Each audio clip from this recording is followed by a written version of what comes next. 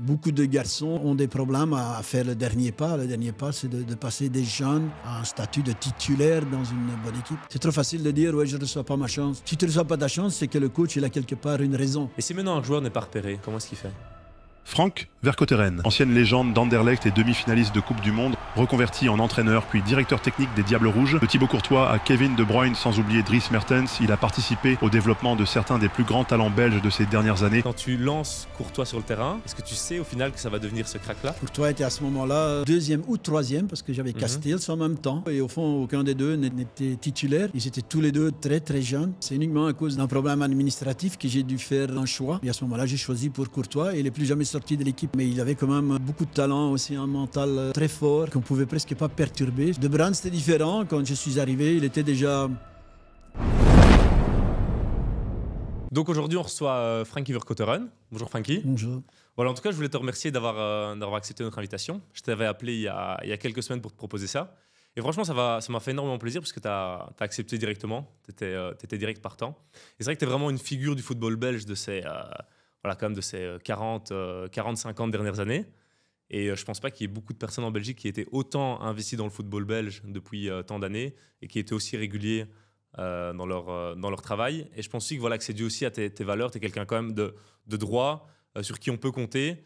Et je pense qu'aujourd'hui, dans le football, ça joue sur une longévité de carrière de joueur et d'entraîneur. Et donc voilà, franchement, ça me fait plaisir de te recevoir ce soir et je voulais quand même te féliciter pour tout ce parcours. Merci, c'est tout le plaisir pour moi aussi. La première question que j'ai pour toi, donc ça c'est par rapport à l'actualité aussi. Bon, on l'a vu, tu étais présent à l'Euro 2024 avec Tedesco. C'est une période aussi de janvier 2023 quand tu es là jusqu'à maintenant, une période qui a un petit peu moins fonctionné. Qu'est-ce qui n'a pas fonctionné en fait avec notre équipe nationale ? Qu'est-ce qui n'a pas fonctionné ? C'est les résultats. Je veux dire, tout dépend de plus en plus dans le foot du résultat. Et si ces résultats auraient été différents, on a... C'est pas pour chercher des excuses, mais il y a 3 buts de Lukaku qui ont été annulés. Un but de plus, ça aurait été peut-être quelque chose de différent. Et qu'est-ce qui a manqué ? Les résultats et bien sûr aussi la qualité pour amener l'équipe à ces résultats-là. Et puis on peut remplir ça de toutes les questions. Tout le monde est responsable, aussi le coach, aussi le directeur technique. Et après, on est tributaire un peu de ce que la Fédé après décide, différent dans le cas du coach et de moi, parce que mon contrat se terminait de toute façon décembre 2024 et le coach, il avait encore un contrat de plus longue durée. Mais je veux dire, ce serait trop long pour en parler. C'est juste le fait que malheureusement, tout le monde regarde que les résultats et oublie parfois certaines choses. D'un autre côté, c'est aussi logique que dans une carrière, et on sentait venir les choses quand ça va moins bien de différents côtés, qu'à ce moment-là, le coach est la victime. Mm-hmm. Et on l'a vu à l'Euro 2024, donc je rappelle, tu étais directeur technique. Tu peux un peu nous en dire plus sur ce rôle de directeur technique ? Parce que les gens entendent souvent directeur sportif, directeur technique, mais qu'est-ce que tu faisais concrètement avec l'équipe ? Avec l'équipe, je veux dire, l'équipe était une des choses que je faisais. Peut-être aussi... rappeler que je ne faisais pas que ça. Et c'était aussi, au départ, ma demande de dire ouais, je suis directeur technique, mais je veux aussi savoir que font les U21, que font les jeunes, qu'est-ce qu'on fait ou comment on prépare tout cela, comment ça va avec les Flames ou avec le football féminin, où on est le futsal. Tout ça, je suivais, ou je regardais, ou j'analysais aussi. Après, il est clair que les Diables, c'est la locomotive, c'est le numéro 1, c'est ce qui fait la publicité et aussi les entrées d'argent de la fédération. Et donc, à partir d'un certain moment, c'est-à-dire la préparation du tournoi et le tournoi même, je faisais que ça. Et c'était surtout aider, suivre, discuter avec le coach, une sorte de mentor pour l'aider ou pour aider l'équipe à avoir les meilleurs résultats. C'est tout. Et tout ça avec des options, pas des obligations. Je ne suis pas le directeur technique à dire au coach ce qu'il doit faire. J'ai mes commentaires à faire. Si j'ai quelque chose à lui dire, je lui dirai. Et c'est à lui de tirer les conclusions nécessaires. Et s'il prend une décision, c'est aussi à moi de soutenir cette décision. Et aussi de l'aider et de le mettre dans les meilleures circonstances pour qu'il puisse travailler comme il faut. Et ça, c'est selon moi le plus gros travail pour le directeur technique à ce moment-là. Différent parfois de l'approche de certains autres directeurs techniques qui ont une oreillette, qui vont dire au coach quelle équipe il doit mettre et qui vont après dire que le coach n'a pas pris les bonnes décisions. Mais ça, c'est pas mon style. Ouais, on te voyait quand même souvent présent. Et je me rappelle ici à l'Euro, quand on se fait éliminer contre la France après le match, on te voit discuter aussi avec Kevin De Bruyne, que tu connaissais du coup aussi de ton passage à Genk. Il était bien sûr déçu de cette élimination. Qu'est-ce que tu lui dis à ce moment-là? J'imagine aussi qu'en tant que directeur technique, tu peux avoir aussi une relation plus proche avec les joueurs qu'un T1 parfois n'a pas, non? Parfois, ça dépend. Hein. Parfois, les joueurs sont méfiants aussi. Ils se disent, le directeur technique, il joue quel rôle ici? Mais je dis, je jouais toujours mon rôle et pas contre le coach. D'ailleurs, si je parlais à un joueur, je prévenais toujours le coach. Ou je lui demandais même, est-ce que je peux parler avec un tel ou un tel? Et après, c'est vrai qu'on a un rôle différent, mais je dirais on doit toujours soutenir, on doit toujours aider aussi bien les joueurs, l'équipe que le coach. Donc ça, c'est surtout le travail qu'on a, selon moi. Ok. Mais ils pourront regarder le podcast pour savoir le rôle d'un directeur technique exactement. Parce que tu nous disais que voilà, il savait pas toujours aussi les joueurs que faisait le directeur technique. Et aujourd'hui, quels sont tes projets? Où tu te vois dans les prochains mois, prochaines semaines? Quel serait ton projet aussi idéal? Je sais pas. Honnêtement, je sais pas, dans le sens où il est clair que je vais encore travailler, comme quoi ou dans quelle fonction, je ne sais pas. Je suis ouvert à plusieurs choses. Pas n'importe où, pas n'importe quoi, et surtout pas selon certaines manières avec lesquelles j'ai déjà pu avoir de l'expérience. Mais je ne suis pas pressé, je prends mon temps, même si mon temps est réduit, vu l'âge et vu le fait que je ne vais plus continuer pendant des années. Mais qu'est-ce que je veux faire? Je ne sais pas. C'est très large. Ça peut être continuer à être directeur technique sous d'autres conditions. Ça peut être entraîneur principal. Pourquoi pas adjoint et pourquoi pas faire les jeunes? Ça dépend vraiment de ce qui peut m'intéresser et où aussi, dans le sens où je tiens compte, par exemple, de la famille, de certaines priorités privées qui font que je ne réponds plus à certaines choses auxquelles j'ai répondu auparavant. Donc on l'a dit, avant d'arriver entraîneur, avant d'arriver directeur technique, tu as d'abord été joueur, donc comme on l'a dit. Tu as quand même passé 13 ans à Anderlecht, ce qui est plutôt une longue carrière. On t'appelait d'ailleurs le petit prince du parc, si je ne me trompe pas. Comment est-ce que tu es arrivé dans ce noyau pro à Anderlecht? Je dirais via mon travail quand même, et via le fait que au niveau des jeunes, j'avais quand même prouvé certaines choses. Hein. Et donc concrètement, tu étais déjà chez les jeunes à Anderlecht? Je me suis affilié à Anderlecht quand j'avais 6 ans, donc okay. J'étais déjà là depuis quelques temps. Et puis oui, à ce moment-là, les noyaux étaient quand même réduits. Hein. On avait une très bonne équipe, beaucoup de joueurs étrangers de haut niveau. Mais on avait aussi une bonne génération de jeunes, donc on a aussi fait de la place dans ce noyau restreint, parce qu'au fond, avant, les noyaux étaient vraiment beaucoup plus petits que maintenant, où on a su avoir l'opportunité de se mettre en évidence. Et ça, entouré de tous les garçons de haut niveau, ça nous a aidés dans le début de notre carrière et dans la formation qu'on a pu avoir. J'avais écouté une interview de toi. Tu disais que parfois, ça peut être un peu compliqué en tant que jeune d'arriver dans un groupe où parfois les anciens n'acceptent pas non plus qu'un nouveau jeune arrive dans cette équipe et peut avoir un petit peu peur qu'on lui prenne sa place. Comment est-ce qu'on s'impose dans un groupe qu'on vient d'arriver comme ça en tant que jeune? D'abord, en respectant les anciens, je crois. On n'était pas là pour chercher la guerre. Parfois, on était testé, aussi bien à l'entraînement qu'en dehors, dans le vestiaire, verbalement, au niveau communication et autres. Mais je crois que quand les anciens sentent que le jeune veut apprendre, que le jeune écoute, que le jeune tient compte de certains commentaires, ça ne veut pas dire qu'il faut faire tout ce qu'ils te disent, au contraire. Mais s'il y a une certaine relation, ça veut dire qu'ils se sentent aussi importants dans le début de carrière des jeunes. Et beaucoup l'étaient, donc beaucoup nous ont aidés sérieusement. Ça, avec le fait de prouver sur le terrain, de prester, au fond, ça te fait une place. Et à ce moment-là, le joueur plus expérimenté, il n'a aucun problème parce qu'au fond, c'est un apport supplémentaire pour lui et pour l'équipe. Tu as déjà été témoin comme ça de jeunes joueurs super talentueux qui s'arrivent dans un groupe, mais parce que ils ne respectent pas les aînés ou parce qu'il y a d'autres problèmes internes, ils font que qu'au final, pour certains, c'est difficile, et parfois. Il y en a aussi, mais je crois que c'est un peu comme à l'école. À l'école, parfois, et surtout avant, les temps ont changé. Maintenant, c'est plus tellement admis. Mais avant, on testait les garçons ou les nouveaux de différentes façons dans un vestiaire. Et on pouvait vite les cataloguer. Et donc, je suis certain que certains ont eu pas mal de problèmes avec ça.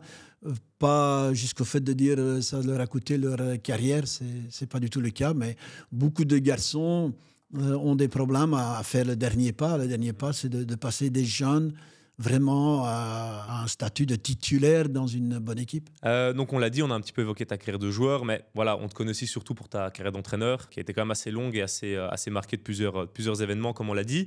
Un des événements marquants, c'était notamment ton titre avec Genk. Voilà, moi j'ai un peu suivi ta carrière d'entraîneur aussi, et c'est ce qui m'avait presque le plus marqué. Et c'est vrai qu'à ce moment-là, on regardait et on avait Courtois et De Bruyne dans cette équipe, sans savoir que ça deviendrait les Courtois et les De Bruyne d'aujourd'hui. Au final, c'est presque toi qui as lancé, je ne sais pas si on peut dire ça aujourd'hui, mais c'est presque les deux plus grands diables qu'on ait jamais eu. Enfin, voilà, il y en a eu d'autres aussi, mais quand on regarde la carrière de De Bruyne à City, la carrière de Courtois au Real, il y a quand même peu de diables rouges qui sont imposés dans des grands clubs comme ça, qui ont gagné la Ligue des Champions. Est-ce que toi, à cette époque-là, quand tu lances Courtois sur le terrain, alors qu'il vient des jeunes, est-ce que tu sais au final que ça va devenir ce crack-là? Non, pas du tout. Allez, il faut être correct là-dedans aussi. C'est que j'avais à ce moment-là, il y a une différence entre les deux, dans le sens où Courtois était à ce moment-là deuxième ou troisième, parce que j'avais Castells en même temps. Ok.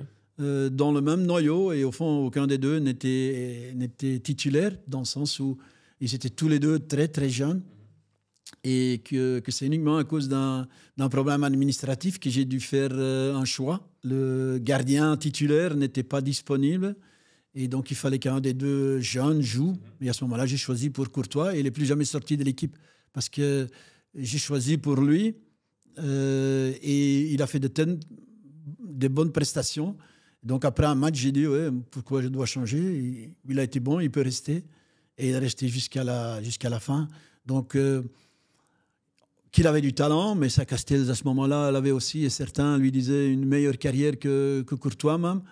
Mais il avait quand même beaucoup de talent, aussi un mental très fort qu'on ne pouvait presque pas perturber. C'est aussi pour ça que j'ai choisi pour lui. Et bon, après, il a tellement évolué qu'il est arrivé à ce qu'il est arrivé, à ce qu'il fait maintenant. Donc, c'était pour moi visible. Hein. C'était presque certain qu'il allait jouer à haut niveau.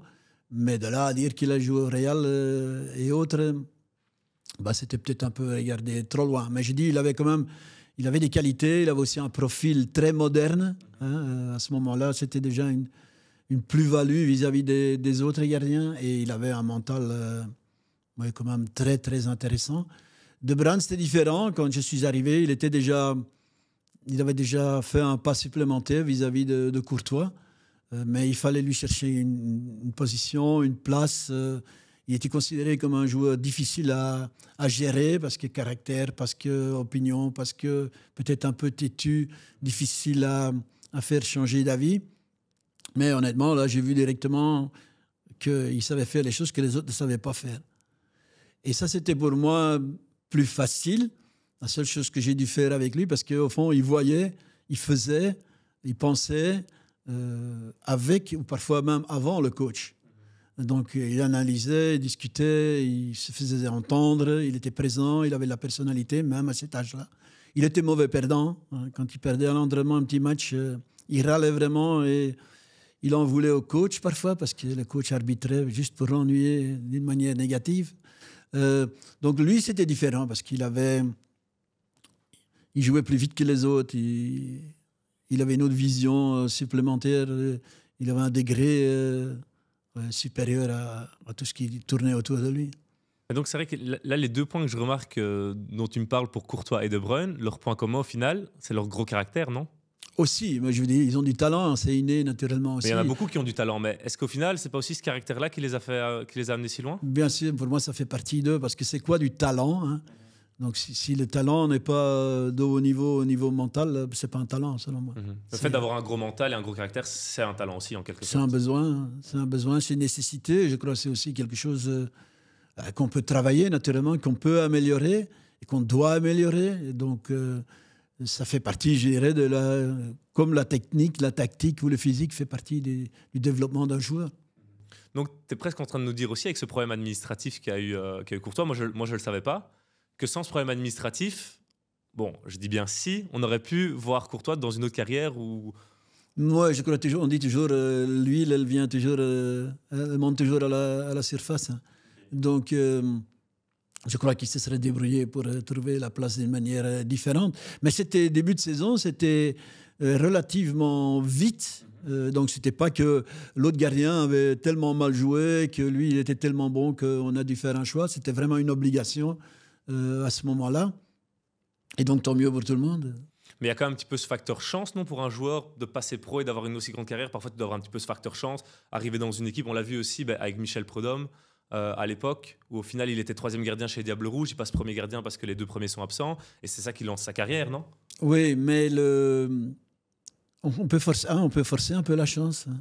Et deux, je crois qu'un coach... Allez, moi, je dis toujours à mes joueurs, je ne te donne pas une chance. Tu prends ta chance.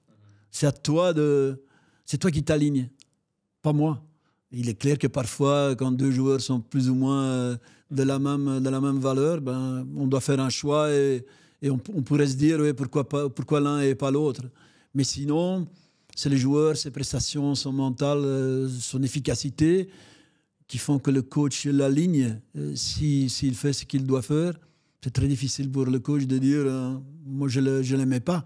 Mais il faut pour ça qu'il soit plus fort ou meilleur que les autres dans différents contextes. Parfois plus complémentaires, parfois meilleur buteur, parfois meilleur pour l'équipe. Donc, ça fait partie d'eux, mais on peut aider un peu la chance. Et c'est clair que, comme dans chaque chose, il y a des matchs où on passe à travers, il y a des matchs où on a plein de réussites. Pourquoi? Parce qu'en effet, ce jour-là, on a décidé que la qualité et la chance du jour étaient présents. Donc, ça fait partie d'eux. Ouais. Okay, donc, ce que tu nous dis aussi, c'est que ce facteur chance peut être un boost dans la carrière d'un joueur, mais qu'au final, un joueur, même s'il n'a pas de chance, s'il croit en lui, qu'il continue à bosser et qu'à un moment donné, il doit réussir, il va réussir. S'il a les prestations nécessaires, oui, il va. Mais je veux dire, c'est trop facile de dire, ouais, je ne reçois pas ma chance. Si tu ne reçois pas ta chance, c'est que le coach, il a quelque part une raison. Parfois, ça peut être discutable, parfois, c'est clair, mais en général, c'est relativement simple. Moi, je ne suis pas... Allez, comme le coach, il n'est pas aveugle, hein, il voit aussi l'entraînement, il voit aussi les matchs, il voit aussi les dates, et il voit ce qu'il voit et il a une idée. Et à partir de... Si tu conviens... Allez, tu parviens à réussir à convaincre le coach, bah, c'est ça ton travail.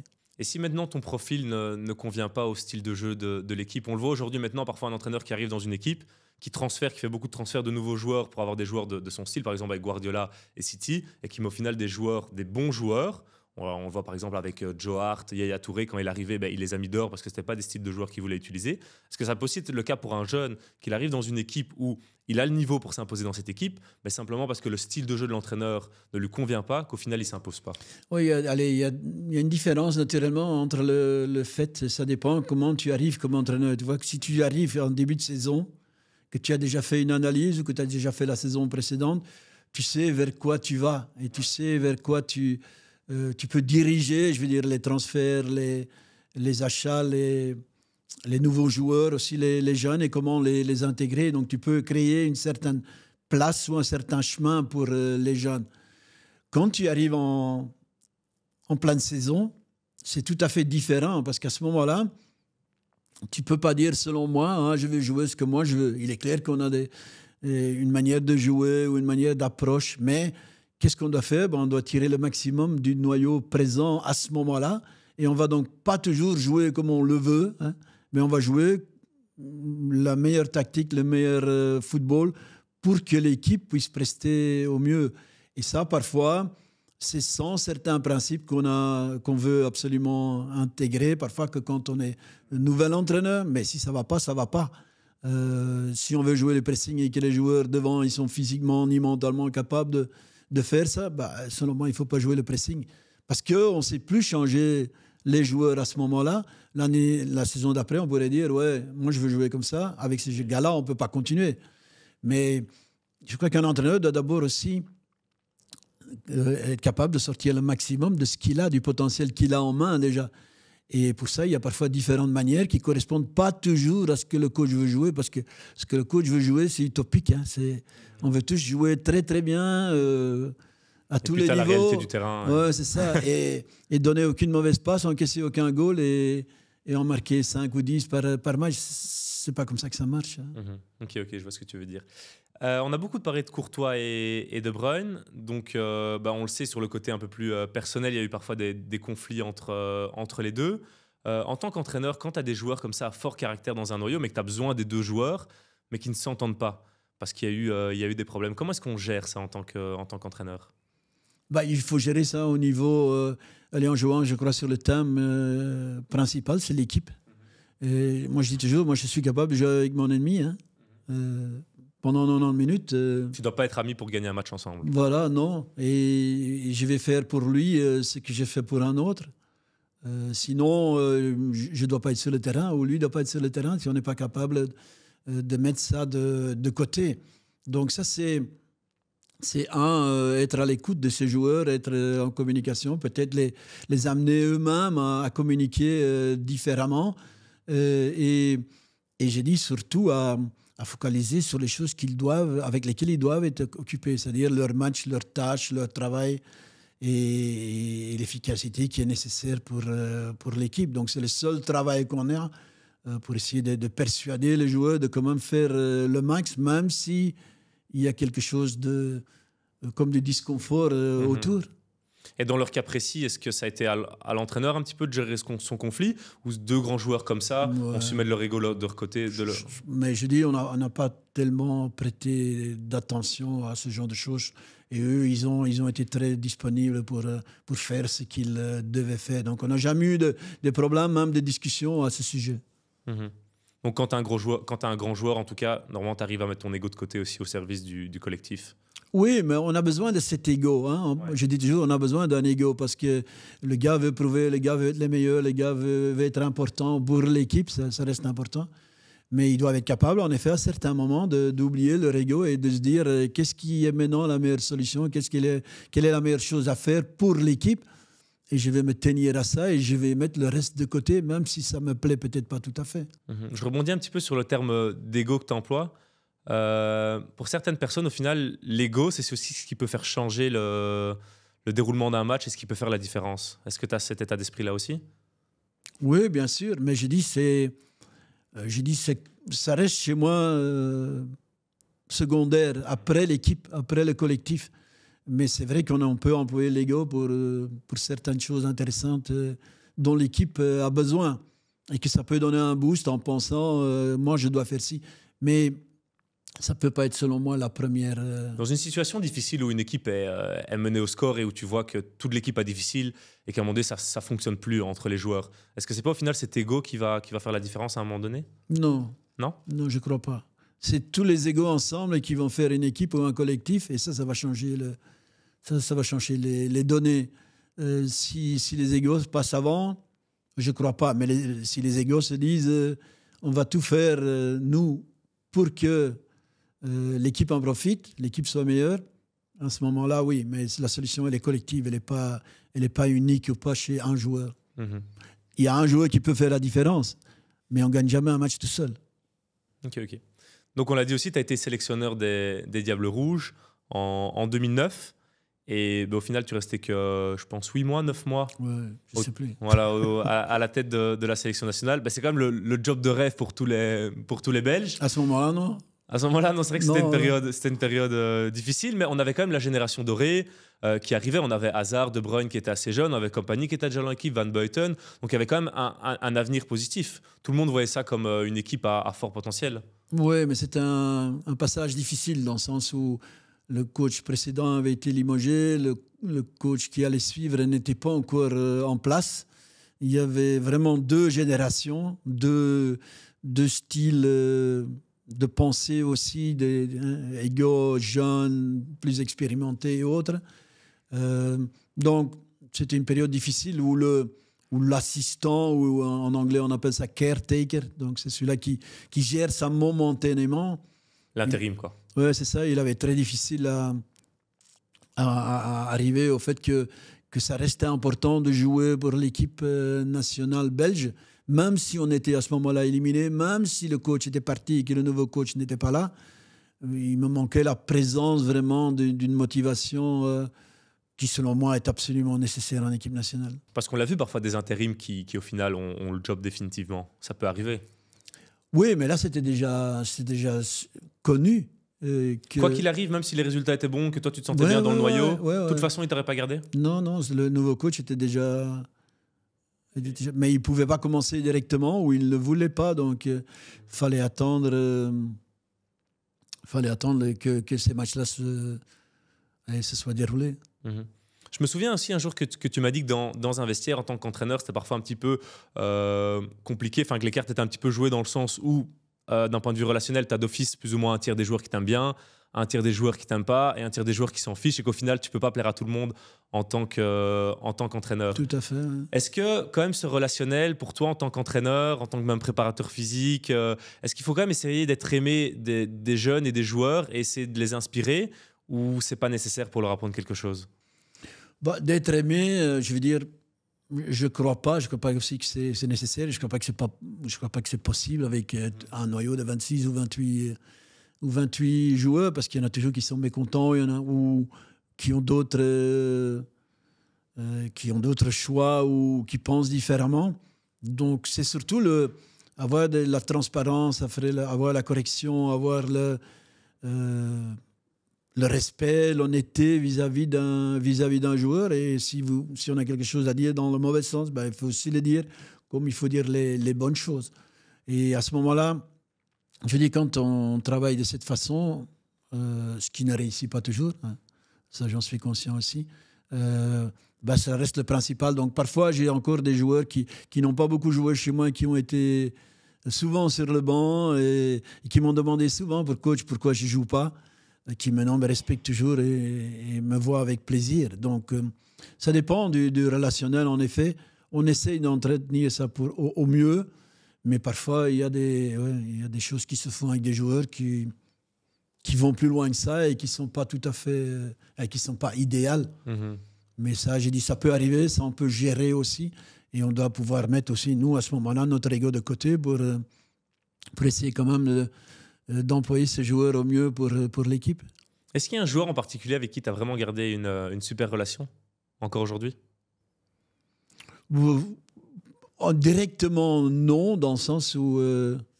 mais il y a des joueurs, il y a des gens avec qui on se voit de temps en temps. Il y a aussi des gens où on fait que s'envoyer un petit message de temps en temps. Mais ouais, c'est pas facile, naturellement. Chacun a son histoire. Vous voyagez beaucoup. On voyage beaucoup. Moi, je vis à l'étranger. Tu les croises pas souvent, quoi. Je les croise pas. Et je veux dire, en Belgique, on n'est pas super doué pour rassembler l'histoire, hein, même si l'histoire, c'est le passé. Hein, c'est fini. Hein, en route vers d'autres choses. Mais on n'est pas les rois pour organiser certaines choses pour que les anciens puissent se revoir ou se rencontrer, sauf à titre privé, naturellement, où parfois certains se voient ou se côtoient encore. Mm-hmm. C'est vrai que j'ai l'impression que c'est un peu plus le cas en France, où ils sont vraiment peut-être très très fiers de leur équipe nationale. Ouais. Et nous, on a un petit peu moins ça. Ce qui nous manque aussi parfois un peu sur le terrain, tu trouves pas? Non, je crois pas, mais je crois que c'est inné un peu. On a toujours été... on n'a pas été toujours très bruyant, pas toujours se mettre en verve, on courait toujours un peu derrière dans toute notre histoire, je crois, en Belgique. Et c'est un peu resté à tous les niveaux. C'est vrai, c'est vrai. Et ouais, tu me l'as dit aussi que toi, ce que tu préférais dans ton métier d'entraîneur, c'était aussi le développement des jeunes. Et je me rappelle aussi que moi, il y a eu certains joueurs que j'ai eu en préparation physique, dont je t'en parlais, qui étaient par exemple chez les jeunes à Anderlecht, dans l'équipe réserve ou quoi, et je te donnais un nom, et tu connaissais ce nom malgré tout. Donc même dans ton passage à Anderlecht, tu ne te concentrais pas que sur l'équipe première, tu te concentrais beaucoup sur les jeunes. Il y a plusieurs noms comme ça que je te sortais, et tu te souvenais des noms, et tu te souvenais aussi des profils de joueurs, de leurs qualités, de leurs défauts, de leur qualité mentale. Je trouvais ça quand même assez impressionnant. Toi, qu'est-ce que tu aimes vraiment dans ce développement des jeunes? Rendre les jeunes meilleurs à tous les niveaux. Et au fond, quand j'ai commencé ma carrière d'entraîneur, je ne voulais jamais être entraîneur principal. Mm-hmm. Donc, c'est très drôle. Et je suis allé à à Malines pour faire les jeunes. J'ai fait ça 3 ans. Je suis passé comme entraîneur de l'équipe première à Malines parce que justement, l'équipe était descendue, l'équipe avait des problèmes et l'équipe devait vivre avec 7, 8, 9 jeunes que moi, pendant 2 ans, j'avais travaillé, j'avais développé. Donc, je ne voulais pas que ça se perde. Donc, j'ai au fond pris ça. Et quand je suis parti à Anderlecht, je suis parti pour faire l'assistant et le lien entre... Parce que j'étais au fond coach de la seconde équipe, de la réserve, comme on l'appelait à ce moment-là. Ça, c'était dans ton premier passage à Anderlecht. Dans mon premier passage, Ouais. je suis parti de Malines à Anderlecht pour faire les jeunes. Et pour être assistant aussi, pour que le lien... parce que j'étais 2e assistant. Et il y avait Ariane, il y avait Dox, il y avait moi, 2e assistant. Et tâcher que les jeunes avaient une opportunité supplémentaire pour essayer d'arriver ou dans le noyau ou de faire le pas dans l'équipe première.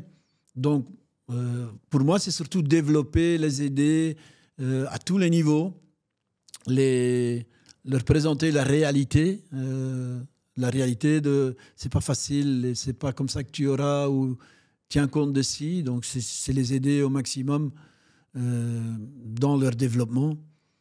Et ça, c'était mon travail, au fond, mon rêve. Et c'est aussi quelque chose que j'adore de faire pour les rendre meilleurs. Et d'un autre côté, donc, chaque fois que je viens dans n'importe quelle équipe, il faut que je connaisse la 2e équipe, les jeunes. Je les prends toujours à l'entraînement. Je vais les voir. Je vais voir les matchs de la réserve. Je vais voir ce qu'il y a en dessous. Je vais voir qui peut éventuellement nous aider. Et si je peux les employer à l'entraînement, à Genk, même à Samara ou autre, je les prends chez moi et je regarde et je vois ce que je peux faire avec eux. Franchement, c'est le cas de tous les entraîneurs ou c'est vraiment exceptionnel chez toi? Non, il y a beaucoup d'entraîneurs qui le font, mais peut-être pas tous. Il y en a d'autres qui se disent « Ouais, moi, j'ai pas envie, j'ai pas besoin de ça. » Donc, il y a des clubs où j'ai fait ça plus que d'autres. Mais sinon, partout, même au Cercle de Bruges ou autre, j'ai pris des jeunes garçons, Van Hout, qui jouent maintenant à l'Union. Je les ai pris chez moi juste pour voir, pour tester, pour donner une opportunité de se mettre un peu en concours avec les autres. Et bon, j'imagine que voilà, il y a parfois où tu as eu un petit peu cette vision, même si tu m'as expliqué qu'avec Courtois et De Bruyne, il y avait aussi un petit peu ce concours de circonstances. Mais est-ce qu'il y a des joueurs justement avec qui tu as une vision plutôt négative sur leur avenir, où tu t'es dit oh, lui ça va être difficile qu'il devienne un joueur professionnel ou qu'il arrive à ce niveau-là, et qu'au final ils t'ont impressionné et qu'ils sont arrivés à un niveau plus loin que tu l'espérais? Non, plus loin que j'espère, non. Je veux dire, c'est pas parce que j'ai dit je crois que ça va être difficile pour toi que j'espère pas qu'il fait une Non, voilà, peut-être que le terme espérer, c'est pas juste. Ouais. Voilà, est pas juste. Mais est-ce qu'il y a déjà des joueurs où tu t'es dit, lui, ça va être compliqué, et finalement, ils t'ont impressionné et ils sont arrivés plus loin que tu ne le pensais?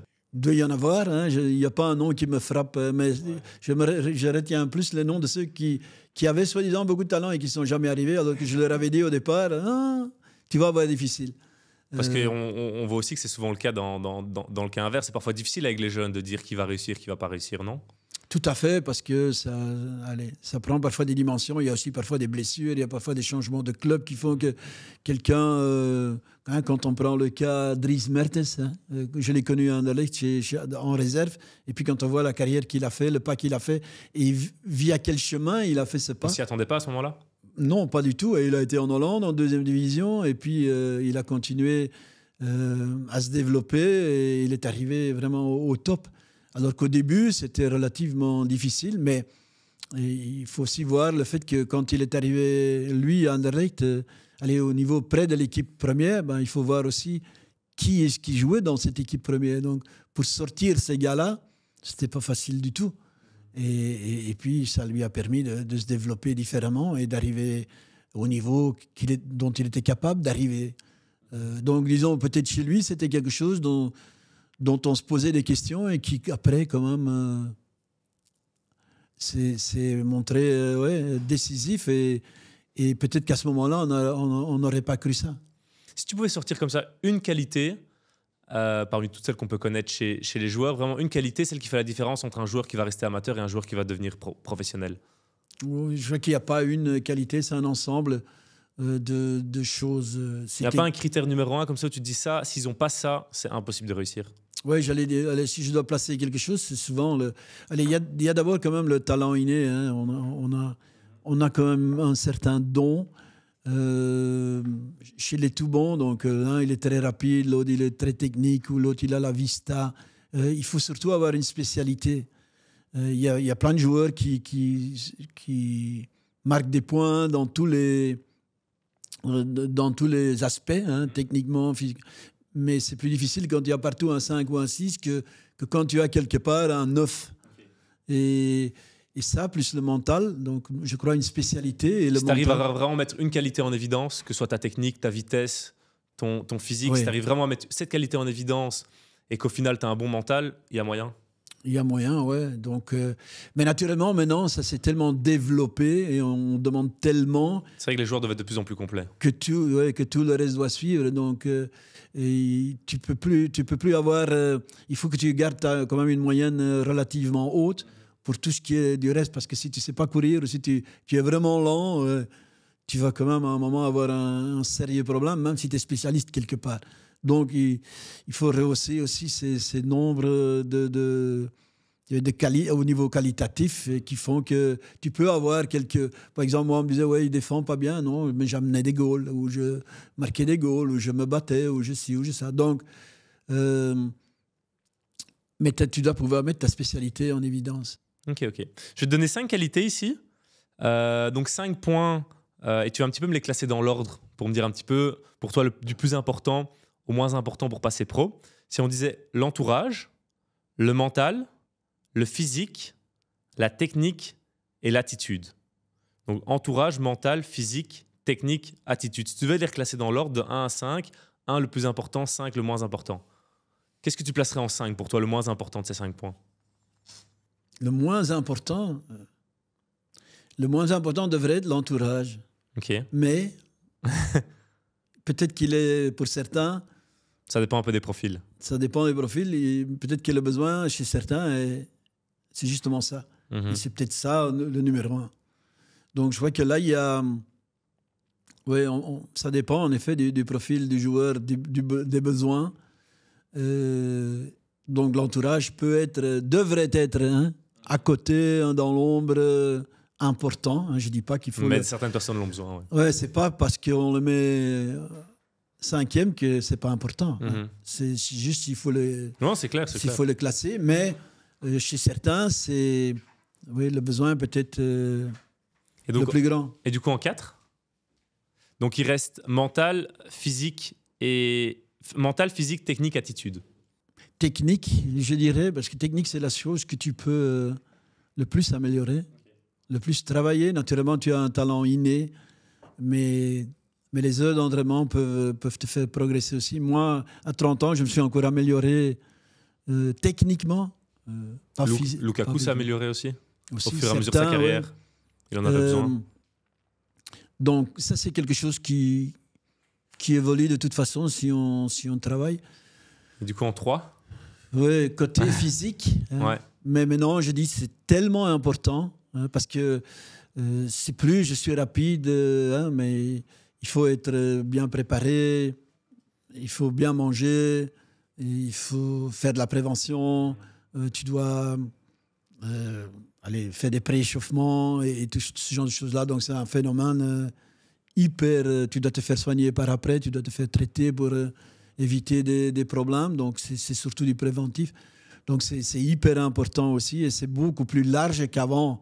Avant, on courait et on sprintait. Maintenant, physiquement, je veux dire... C'est vrai que la préparation physique est devenue très, très spécifique chez les footballeurs. Tout à fait, et beaucoup plus individualisée. Dans le sens où avant, tout le monde courait au bois autant de kilomètres et on essayait de suivre le premier. Tu vois, mais après, on a commencé à individualiser. Donc, ok, du coup, il nous reste 2 points. Le mental, après, bien que chez moi, je dis c'est presque numéro 1, mais c'est hyper important, se remettre en question, être réaliste, avoir des buts, mais surtout être occupé, pas avec le but, mais avec le chemin. Qu'est-ce que je dois faire pour arriver à ce but? Parce que la plupart, je dis, j'ai un but, ou il faut un but. Non, il ne faut pas un but, il faut que tu saches le...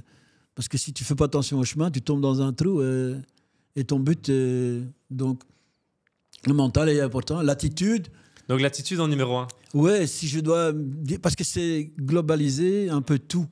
c'est quoi ton attitude vis-à-vis de ça marche bien? C'est quoi ton attitude vis-à-vis de ton entourage? C'est quoi ton attitude vis-à-vis du travail physique ou du travail mental? Parce que c'est un entraînement aussi.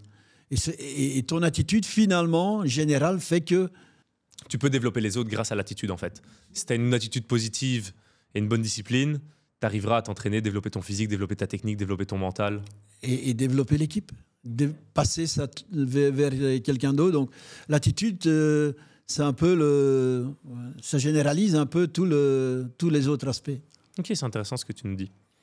Maintenant, une question que je voudrais te poser aussi, c'est quoi le processus de scouting, donc des équipes pour aller chercher des joueurs ou pour faire passer des jeunes professionnels? Comment est-ce que ça se passe? Ça a tellement changé. J'ai dit c'était pas depuis des années, c'est plus vraiment ma spécialité. Maintenant, avant, c'était surtout envoyer des gens à des tournois, à des matchs dans différentes compétitions, dans certains pays en fonction. Est-ce qu'on va aller voir en Italie parce que cela on ne sait pas acheter? Est-ce qu'on va aller voir autre part? Donc, différents créneaux. Aller voir les matchs, aller suivre les joueurs, regarder ça d'un peu plus près, parfois en les suivant à l'entraînement et faire des rapports à ce niveau-là. Maintenant, il y a en plus les dates. Il y a certains, ils ne vont même plus voir, ils ont toutes les dates, ils ont toutes les images, ils ont tout ce qu'il faut. Pour moi, ce qui est important aussi, c'est que le contact avec les joueurs ne doit pas être toujours verbal, mais ça peut aussi être non-verbal. Donc, suivre un entraînement, écouter des infos, ce que certains ne font pas. Parce que tu nous parles quand même de l'attitude et du mental. Ouais, en deux mental. premiers, c'est des choses qu'on ne peut pas spécialement voir de l'extérieur tout de suite. Non. C'est pour ça que j'ai dit que parfois, pour moi, c'est aussi hyper important de parler avec l'entourage, d'avoir des infos, inside info, comme on dit en anglais. Si j'ai besoin de commentaires sur quelqu'un, je vais toujours téléphoner à des gens. Il a travaillé avec lui, qu'est-ce que tu en penses? Qu'est-ce que tu sais me dire? Donc, de suivre de beaucoup plus près, de voir aussi parfois l'entourage, d'écouter... les clubs, les gens avec lesquels ce joueur a déjà joué. Mais je dis, il y en a d'autres qui le font uniquement à titre...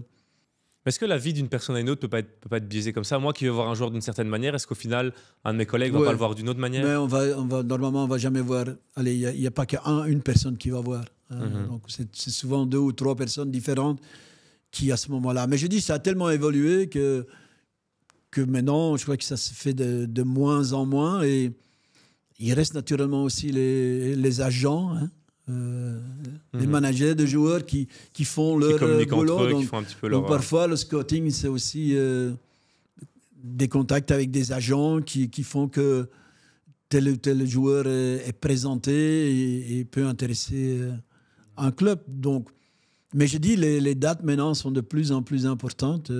Il y a des sports où on prend que les dates, on va jamais voir les joueurs. C'est les data analyses, quoi. Ouais, on fait les dates, c'est les analyses physiques ou statistiques du joueur, l'efficacité et autres. Il est clair que moi je regarde ça aussi. Combien de fois il a marqué, combien d'assists il a fait, combien de minutes il a joué, combien de fois il a été blessé, quelle blessure il a eu. Donc c'est essayer d'avoir les plus larges informations. Aussi le meilleur profil sur papier parfois. Oui. Et puis, j'ai dit, il faut voir encore dans quelle compétition il joue, comment le gars va faire quand il déménage. Parce que certains joueurs s'adaptent dans certains pays, d'autres ont beaucoup plus difficile ou prennent du temps. Certains ont besoin de 6 mois ou d'1 an, mais dans le foot, c'est très difficile. Il y a des sports où on attire des joueurs pour dire, tiens, bon, on le prend aujourd'hui, mais il va jouer que dans 6 mois. On va l'entraîner, on va lui donner un temps d'adaptation. On mise un petit peu sur lui, quoi. Ouais, c'est ça. Dans le foot, ça n'existe pas parce qu'il doit avoir un rendement direct. C'est vrai. Et si maintenant un joueur n'est pas repéré, comment est-ce qu'il fait? Ça, c'est dommage pour lui. Qu'est-ce que tu lui conseillerais de faire? Tu as un joueur comme ça, tu le vois, tu penses qu'il a du talent, admettons que tu n'es plus dans le football ou que tu n'étais pas dans le football. Qu'est-ce que tu lui conseillerais de faire? Plutôt descendre d'un niveau, signer quand même dans un noyau adulte, mais peut-être dans un niveau inférieur. Tu parles au niveau des jeunes? Ouais, par exemple, tu en as un qui est aux portes des équipes premières. Par exemple, à Anderlecht, il est aux portes des équipes premières, mais il voit que le noyau A ne l'appelle pas. Qu'est-ce que tu lui conseilles de faire? Lui, son rêve, c'est de signer pro. Alors, il doit aller autre part.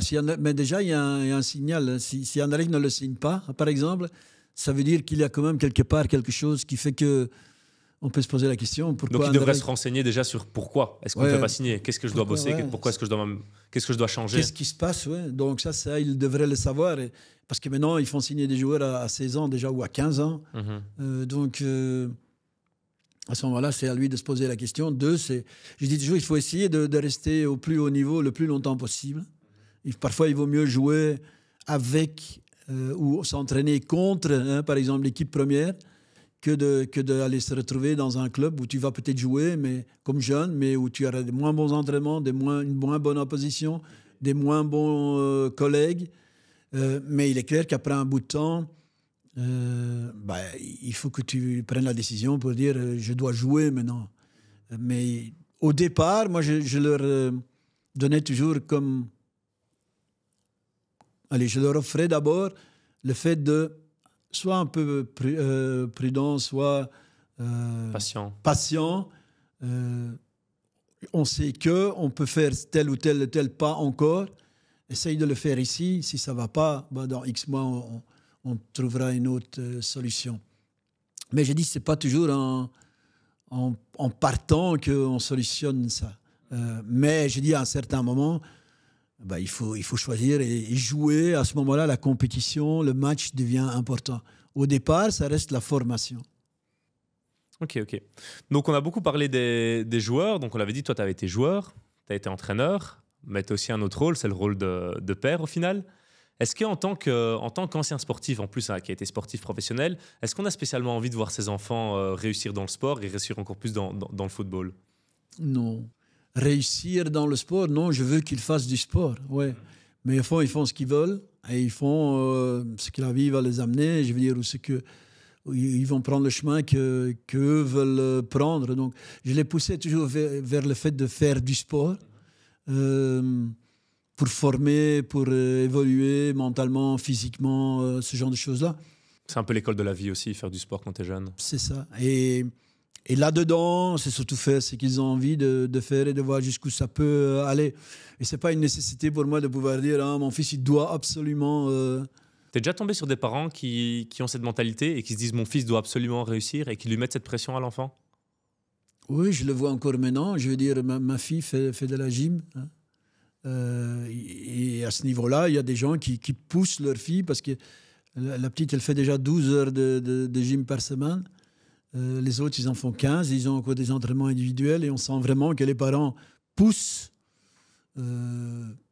J'espère pour eux que ça va les aider, que ça va les amener aussi à ce qu'ils espèrent.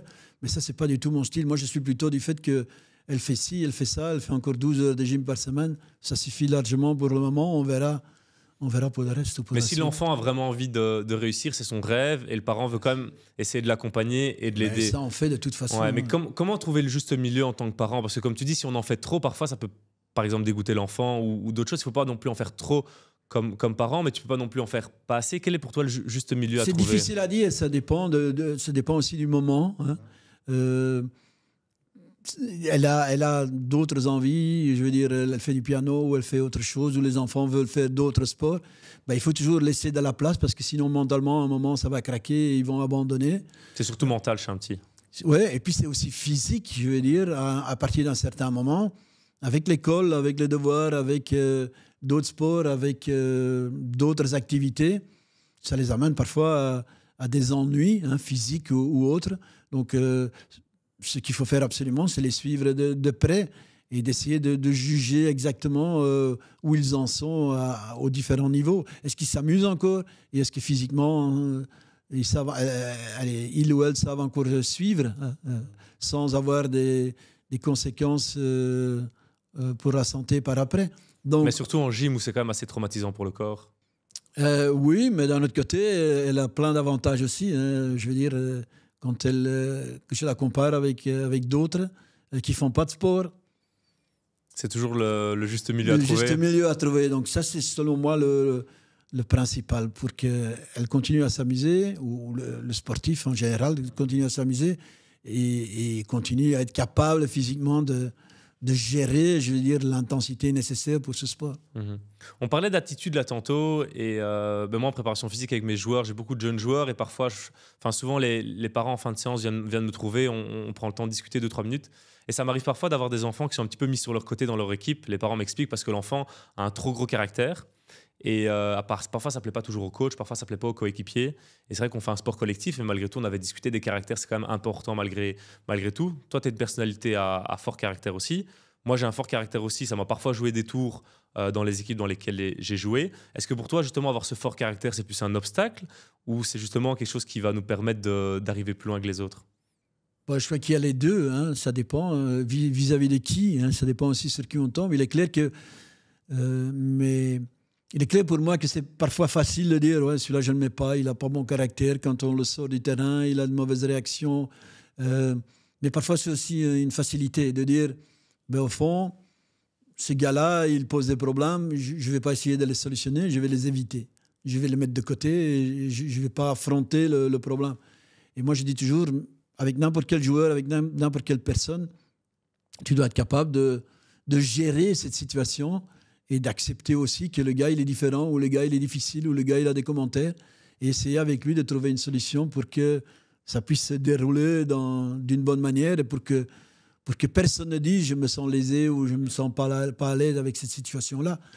Et ça fait partie d'eux, parce que dans un noyau, hein, on a parfois 25 gars super pros et autres. Parfois, on en a 20 plus 5 autres qui sont complètement... Mais parfois, on a besoin d'eux aussi. Et donc, c'est important aussi en tant qu'entraîneur de pouvoir gérer les caractères. Tu nous parlais de De Bruyne, qui a un gros caractère, qui est mauvais perdant. Moi, je vois ça comme une qualité, au final, chez un bien joueur. Sûr. Mais moi aussi, j'ai eu dans ma carrière aussi des groupes où le groupe... m'avait demandé, le groupe ne m'avait pas demandé, m'avait dit ouais, nous, on ne veut plus jouer avec ces joueurs-là. Mais moi, j'ai dit on en a besoin, donc on va jouer avec eux. Et alors, il faut solutionner le problème. On a aussi solutionné le problème. Mais ça, tu nous parles beaucoup de la solution en tant que coach, mais si tu es joueur et que tu te retrouves face à une situation de conflit avec le coach ou avec les coéquipiers, avec l'équipe, parce que justement... Avec le coach, il faut essayer de ne pas avoir de conflit. Si tu as un conflit avec le coach...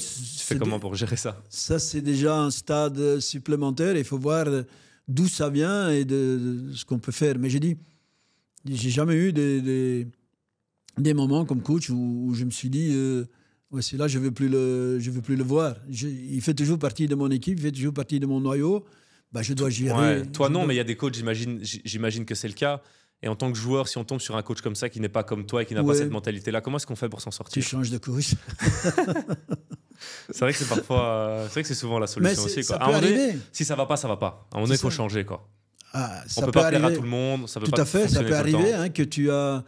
Ça peut pas arriver 3 fois d'affilée parce que ça veut dire que le problème il est chez toi. Ouais, c'est vrai. Mais si c'est une fois, ça peut arriver qu'avec un certain coach, pour différentes raisons, ça marche pas. Donc, ouais,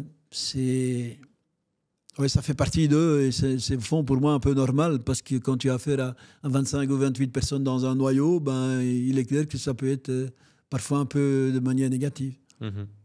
Bon, Frankie, écoute, on arrive bientôt à la fin de ce podcast.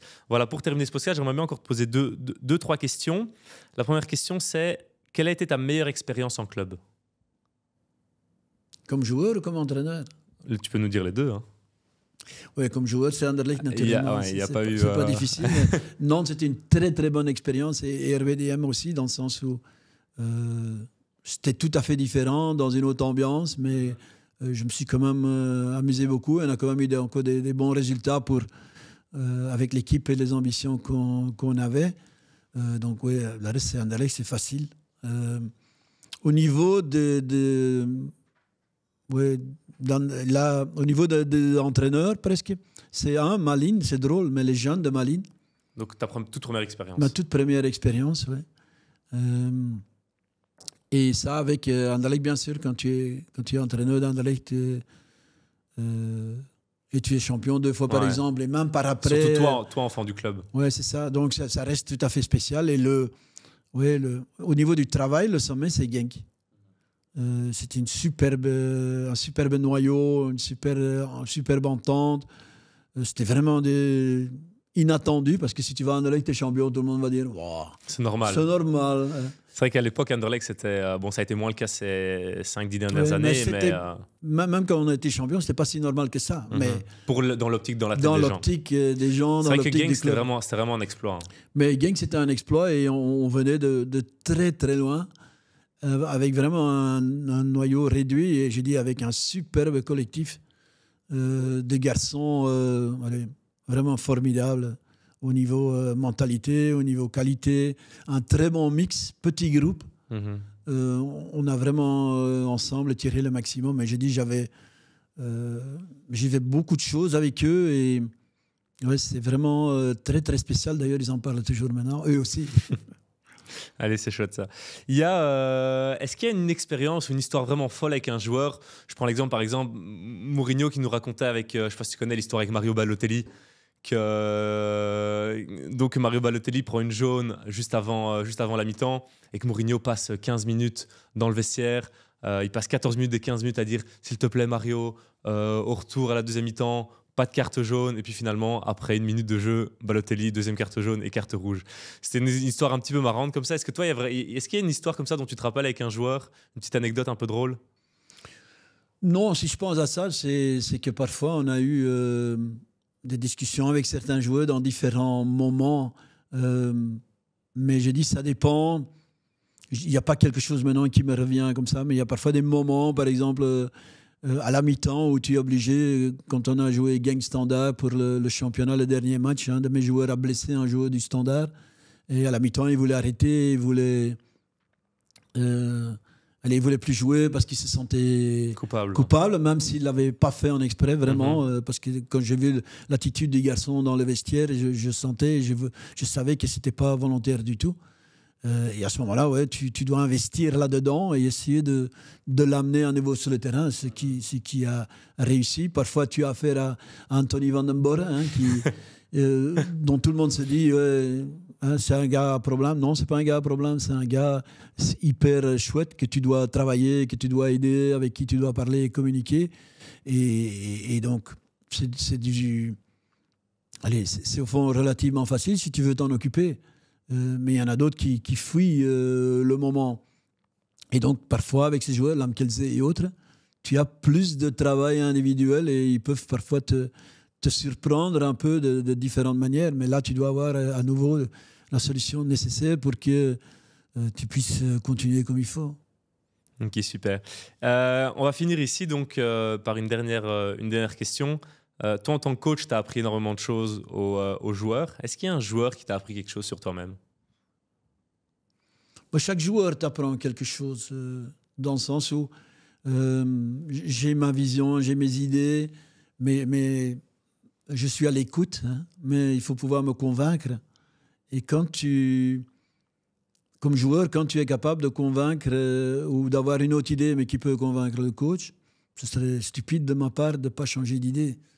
Et donc, ça arrive, oui. Mais chaque joueur peut t'aider là-dedans parce que l'un va te dire concernant l'entraînement, l'autre va te dire concernant l'équipe, le troisième va te dire concernant ton choix tactique. C'est aussi ce qu'on demande aux joueurs, d'être communicatif à ce niveau-là. Donc, chaque joueur peut quelque part t'aider et tout le monde peut t'aider à devenir meilleur. Super. On va finir sur ces mots-là. Un grand merci, Frankie. Avec plaisir. Merci à toi. Merci.